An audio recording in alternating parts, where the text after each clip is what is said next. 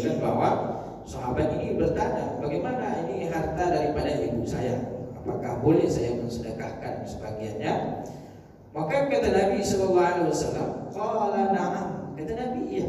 Ngapain Nabi SAW menganjurkan kepada kita untuk mendoakannya, untuk bersedekah untuknya kalau tidak sampai?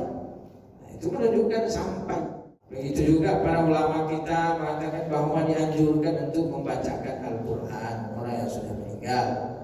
Imam Nawawi misalnya mengatakan bahwa kalau sudah selesai memakamkan si mayit, maka dianjurkan untuk diam sejenak di atas kuburannya. Diam sejenak itu maksudnya adalah berdoalah untuk si mayit, bacakan Quran untuk si mayit. Kata Imam Nawawi, bacakan Quran. Yustahabbu ayyukra syai'an minal Quran, disunnahkan untuk membaca beberapa bagian daripada Al-Quran setelah pemakaman itu. Walau khatamul Quran kana afdal, andaikan di situ dikhatamkan Al-Quran maka itu lebih afdal. Kalau mau khatamkan Quran situ, sanggup nggak kira-kira menghatamkan Quran di atas makam itu? Kan susah. Kalau karena itu khataman Quran dipindahkan ke rumah. Sahabat beliau yang kena musibah, orangnya itu miskin, maka kata Nabi kepada sahabat yang lain, buat makanan untuk beliau, buat makanan untuk dia, karena orangnya susah gitu. Tapi kawan-kawan kita itu dibuatnya umum, pokoknya tidak boleh mengadakan memberi makan bagi keluarga mayit. Nah itu bid'ah katanya kan gitu. Padahal itu kasusnya adalah karena yang meninggal ketika itu adalah orang miskin, keluarganya miskin. Maka kata Nabi SAW, buatlah masak makanan untuk dia. Kasus itu kasus tuh oleh orang kawan-kawan kita itu dibuat umumnya. Padahal juga ada kasus di mana Nabi SAW memerintahkan bersedekah untuk orang yang sudah meninggal. Kenapa? Karena hartanya banyak. Masuk akal nggak kira-kira orang meninggal itu kaya raya, anaknya mobilnya banyak, tetangganya tidak ada, buat makanan tetangganya itu tadi kasih kepada orang yang meninggal. Nah, kan tidak masuk akal. Bersedekah keluarga orang yang meninggal itu bersedekah, beri makan itu hanya anjuran bagi orang yang mampu. Kalau mampu sediakan makanan untuk orang yang datang bertakziah. Bismillahirrahmanirrahim. Dari Aisyah radhiyallahu anha, dari Sayyidah Aisyah radhiyallahu anha. Sayyidah Aisyah radhiyallahu anha, kita tahu bahwa beliau adalah istri baginda Rasulullah sallallahu alaihi wasallam, yang mana beliau ini juga adalah putri daripada sahabat Abu Bakar Siddiq radhiyallahu anhu. Beliau ini termasuk di antara sahabat yang junior, agak kecil beliau, tetapi dari segi periwayatan hadis beliau termasuk banyak meriwayatkan hadis. Jadi ini menunjukkan bahwa perempuan itu di dalam Islam sama sekali tidak terbatasi untuk menuntut ilmu. Karena Sayyidah Aisyah itu adalah seorang ahli ilmu, ahli hadis, ahli fikih. Sepeninggal Nabi SAW, banyak sahabat-sahabat itu datang bertanya kepada Sayyidah Aisyah. Karena memang keistimewaan Sayyidah Aisyah ini, Bapak Ibu, beliau dinikahi Nabi SAW ketika umurnya masih kecil, jadi masih cerdas. Itu pula hikmah, kata para ulama, hikmah kenapa Allah Subhanahu wa taala itu memerintahkan kepada Nabi sallallahu alaihi wasallam agar Sayyidah Aisyah menjadi salah satu istri Nabi sallallahu alaihi wasallam. Jadi salah satunya adalah begitu banyak ilmu-ilmu dan hadis-hadis yang diriwayatkan oleh Sayyidah Aisyah menjadi tuntunan dalam kehidupan kita.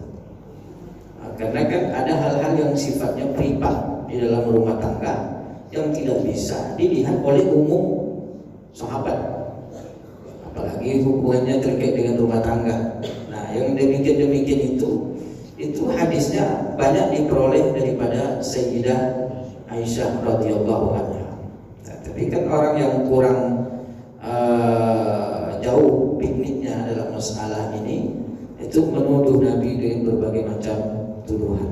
Bahwa Nabi menikahi anak di bawah umur, Nabi sallallahu alaihi wasallam dengan nafsunya.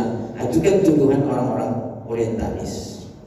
Tapi kalau kita lihat begitu banyak hadis-hadis yang diriwayatkan oleh Sayyidah Aisyah, yang mana hadis itu tidak ditemukan pada sahabat yang lain.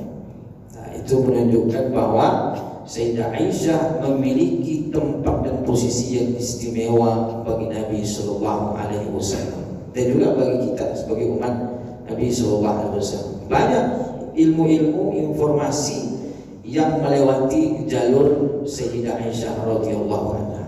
Maka oleh karena itu beliau termasuk kecil ketika Nabi Sallallahu Alaihi Wasallam menikahinya, dan juga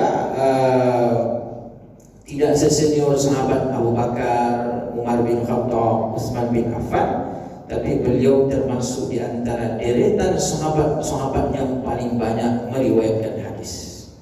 Cerdas tuh Sayyidah Aisyah radhiyallahu anha.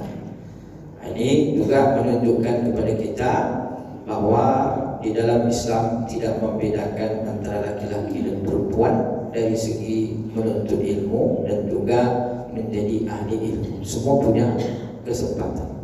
Karena Sayyidah Aisyah radhiyallahu anha itu istri Nabi sallallahu alaihi wasallam sebagai ahli ilmu, ahli fikih, ahli hadis, dan juga berbagai macam keistimewaan beliau. Ini salah satu hadisnya, kata beliau radhiyallahu anha, anna rajulan atan nabiyya sallallahu alaihi wasallam. Di suatu hari datang seseorang kepada Nabi sallallahu alaihi wasallam, karena memang Nabi itu sering datangi oleh orang untuk bertanya, untuk meminta dan lain sebagainya. Nabi sallallahu alaihi wasallam membuka tangannya untuk semua yang datang. Lalu kemudian orang ini qala ya Rasulullah, beliau berkata, orang ini berkata, ya Rasulullah, wahai Rasulullah sallallahu alaihi wasallam, inna ummi uftulitat, sesungguhnya ibuku telah uftulitat, telah meninggal, maksudnya.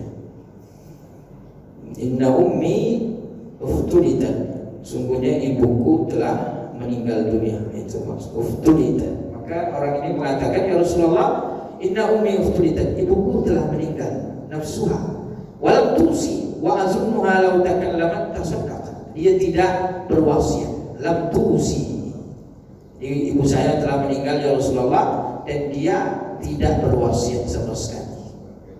Wa azunnuha law takallamat tasaddaqat, dan aku yakin kalau dia sempat berbicara maka dia bersedekah. Maksudnya dia akan berwasiat untuk bersedekah. Wa azunnuha law takallamat tasaddaqat. Afalaha ajrun in tasaddaqtu anha, apakah dia punya pahala? Afalaha ajrun, apakah baginya pahala ya Rasulullah?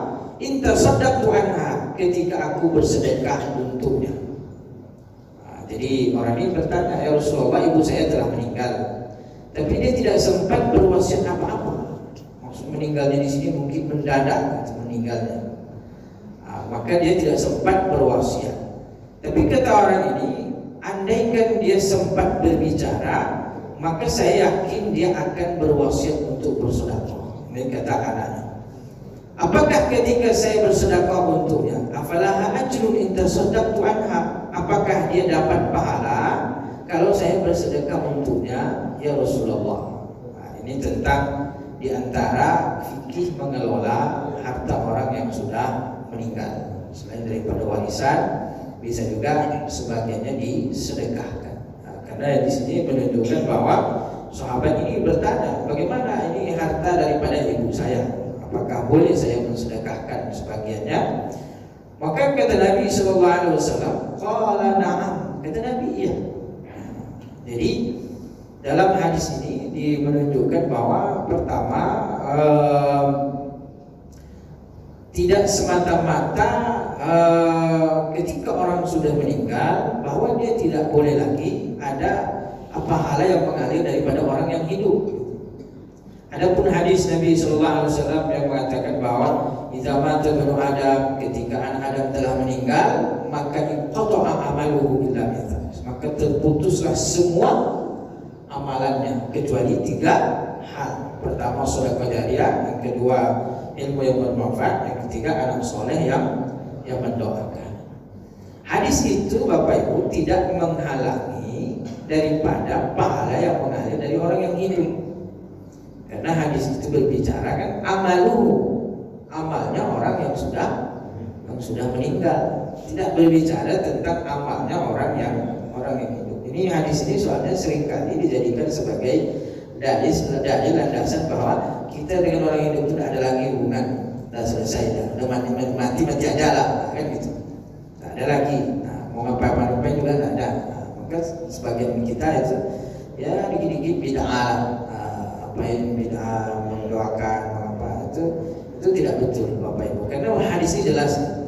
Hadis ini coba kita tengok. Lau takallama tasaddaqa. Kalau dia berbicara maka dia akan bersedekah. Kalau saya bersedekah untuknya, intasaddaqtu anha, saya sedekahkan hartanya, afalaha ajrun? Kalau saya sedekahkan untuk dia hartanya, apakah dia dapat pahala ya Rasulullah? Kata Nabi, na'am, ya dapat. Ini siapa yang membuat? Kan orang lain. Anaknya yang buat, yang bersedekah, kan bukan dia. Nah, itu menunjukkan bahwa orang lain ketika masih hidup bisa mengalirkan pahala kepada orang yang sudah meninggal. Maka hadis tadi itu membatasi yang dari dirinya, amal dia. Kita memang kalau sudah meninggal, jadi kita tidak ada lagi, tidak bisa beramal lagi kan. Mungkin kita sudah meninggal balik ke Masjid Al-Furqan, sholat misalnya kan. Itu arwah kita balik pula nanti. Takut pula kawan-kawan kita kalau arwah kita bisa balik sholat lagi di Al-Furqan. Nah, tetapi secara secara amalan, secara pahala itu walaupun orang sudah meninggal bisa saja terus mengalir. Karena Nabi Sallallahu Alaihi Wasallam menganjurkan kepada kita untuk mendoakannya, untuk bersedekah untuknya. Kalau tidak sampai, itu menunjukkan sampai. Begitu juga para ulama kita mengatakan bahwa dianjurkan untuk membacakan Al-Quran orang yang sudah meninggal. Imam Nawawi misalnya mengatakan bahwa kalau sudah selesai memakamkan si mayit, maka dianjurkan untuk diam sejenak di atas kuburannya, diam sejenak. Ngapain kita diam di situ kan? Nggak mungkin diam-diam aja, apalagi diam-diam rokok misalnya situ kan. Tidak ada faedahnya, tidak ada manfaat. Maka diam sejenak itu maksudnya adalah berdoalah untuk si mayit, bacakan Quran untuk si mayit. Kata Imam Nawawi, bacakan Quran. Yustahabbu ayyukra syai'an minal Quran, disunnahkan untuk membaca beberapa bagian daripada Al-Quran setelah pemakaman itu. Walau khatamul Quran kana afdal, andaikan di situ dikhatamkan Al-Quran maka itu lebih afdal. Kalau menghatamkan Quran di situ, sanggup nggak kira-kira menghatamkan Quran di atas makam itu? Kan susah. Kalau karena itu khataman Quran dipindahkan ke rumah, maka ada khataman Quran, ada takziah, itu faedahnya. Maka di atas kuburan itu paling kita baca Al-Fatihah, baca Qul huwallahu ahad, Qul a'udzu birabbil falaq, Qul a'udzu birabbin nas, baca awal Al-Baqarah, baca akhir Al-Baqarah. Itu sudah dipilih oleh ulama yang memilih itu. Ini yang kita baca. Pokoknya kumpul makan-makan aja, sebelum makan-makan baca lagi tahlilan ayat-ayatnya itu. Nah, jadi kumpul jangan langsung makan, tapi ada doa-doanya dulu kan, ada yang dibaca. Makanya tahlilan itu Pak, walaupun sedikit yang kita baca tapi fadilahnya luar biasa. Kenapa? Itu sengaja disusun oleh ulama. Kumpulan itu adalah ayat-ayat pilihan, surah-surah pilihan. Al-Fatihah, awal Al-Baqarah, akhir Al-Baqarah, ayat kursi. Begitu juga dengan Qul huwallahu ahad yang pendek tetapi fadilahnya sama dengan 2/3 Al-Quran yang kita baca. Qul huwallahu ahad. Jadi sedikit yang kita baca tapi keutamaannya dahsyat. Nah, itu kan ulama menyusunnya agar memudahkan kita. Nah, maka di situ menunjukkan bahwa amalan orang yang kita hidup dengan orang yang sudah meninggal itu tetap ada silah, tetap ada hubungan. jadi tidak terputus sama sekali. Karena di sini menunjukkan bahwa kalau saya bersedekah ya Rasulullah, apakah saya apakah dia dapat pahala? Kata Nabi, iya, dia dapat pahala. Tapi di sini perlu diperhatikan, itu tidak menjadi alasan bagi seseorang untuk mensedekahkan harta si mayit. Maksudnya tidak menjadi alasan dengan bebas, tapi dia tetap terikat dengan keputusan ahli waris. Jadi kalau misalnya ada anaknya ada 3, yang pertama misalnya mau bersedekah dengan hadis pokoknya sedekahkan aja, itu tidak menjadi dalil untuk itu. Kenapa? Karena harta orang yang sudah meninggal itu akan menjadi hak daripada ahli waris.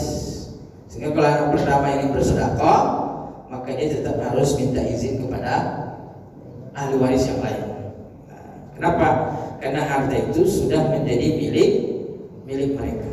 Maka dalam hadis ini bisa jadi dia adalah anak satu-satunya.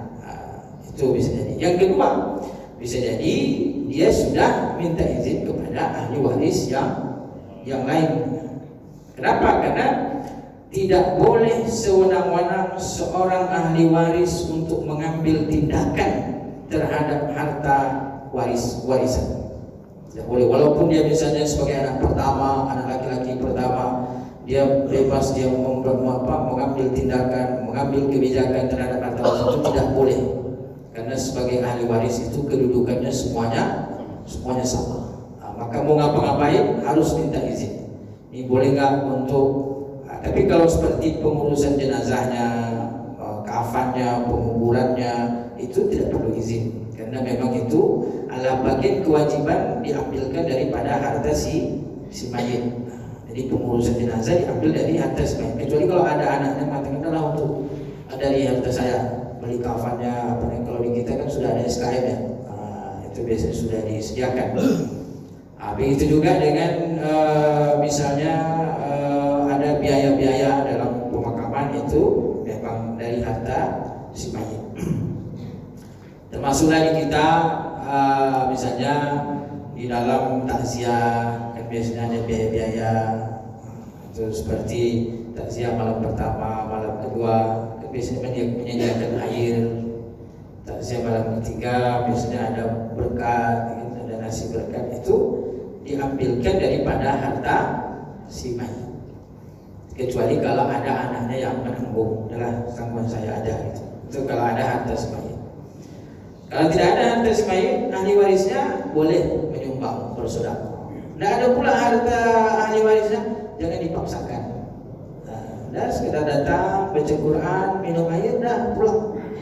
Itu. Jadi berbagi makanan, makan bagi keluarga itu di malam-malam itu tidak wajib. Bahkan kalau yang meninggal itu orangnya susah, kitalah sebagai tetangga, sebagai satu komplek, satu perumahan, kita yang buatkan makanan, antarkan ke situ. Kalau dia orangnya susah.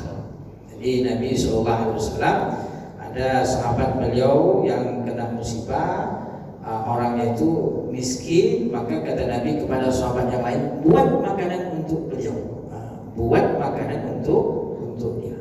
Karena orangnya susah gitu. Tapi kawan-kawan kita oleh Wahabi itu dibuatnya umum.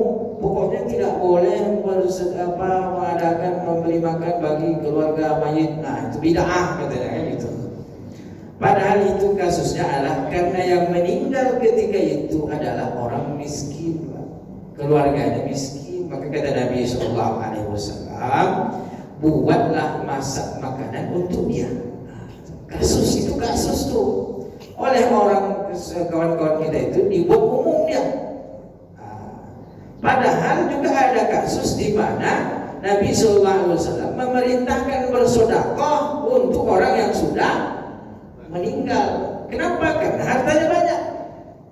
Masuk akal nggak kira-kira orang meninggal itu kaya raya, anaknya mobilnya banyak, tetangganya tidak ada, betul makanan tetangganya itu tadi kasih kepada orang yang meninggal. Kan tidak masuk akal juga. Jadi hadis itu adalah kasuistik. Artinya adalah ketika yang saudara kita dikena musibah itu miskin, susah, jangan dibebani. Apalagi misalnya, wah ini takziah tidak ada bawa apa-apa pulang. Nah, itu sama sekali tidak wajib.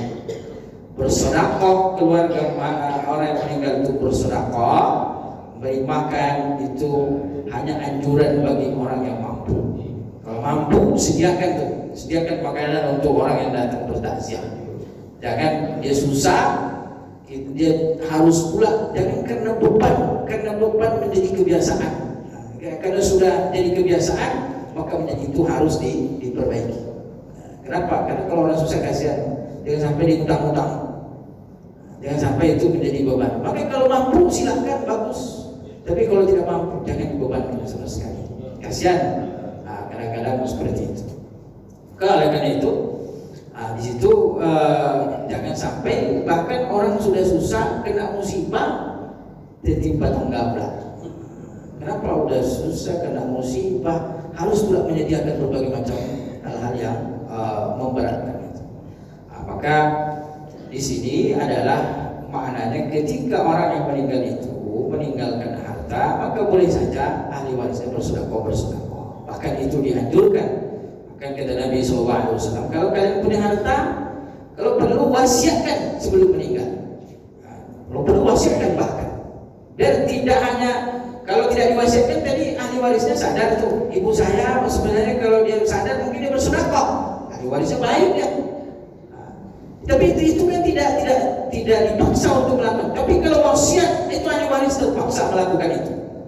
Karena kadang-kadang orang kalau sudah melihat harta lupa aja.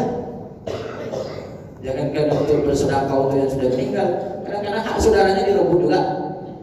Kalau sudah melihat harta warisan. Apalagi kalau harta warisannya emas berkilo-kilo ya kan. Nah, itu mata pun berkilo-kilo juga melihatnya. Belum lagi harta warisannya yang terparkir itu Alphard misalnya kan. Nah, itu terlipat-lipat sudah nafsu melihatnya gitu. Nah, itu bahayanya. Maka oleh karena itu dianjurkan untuk berwasiat. Nah, kalau berwasiat terpaksa itu ahli waris. Itu Bapak Ibu barangkali hukum-hukum yang bisa kita ambil daripada hadis Muhammad ini. Mudah-mudahan memberikan manfaat.